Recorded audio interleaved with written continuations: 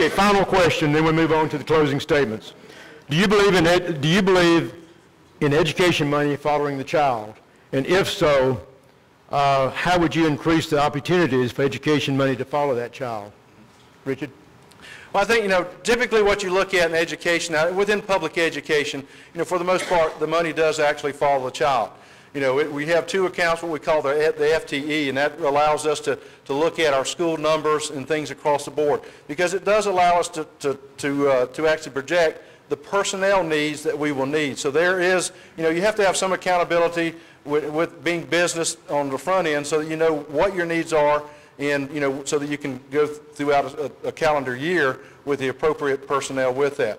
Now, if you're looking at expanding that, are you talking about whether it would be vouchers, whether it be some type of homeschool, private school, then I think you need to look at some things across the board as far as does that money come with strings attached? As I said, our homeschool, private school, they need to be autonomous.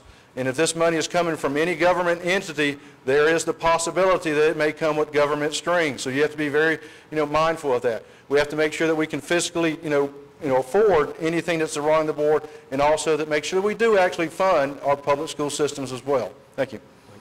Yeah, essentially our system does allow the money to follow the child. That's how that whole formula is designed, not only where that child goes, but what segments he's being served in within public education. So I'm a fan of that, and the structure works well. And many of our districts actually have pretty flexible guidelines for people going from one district to another and how we do that.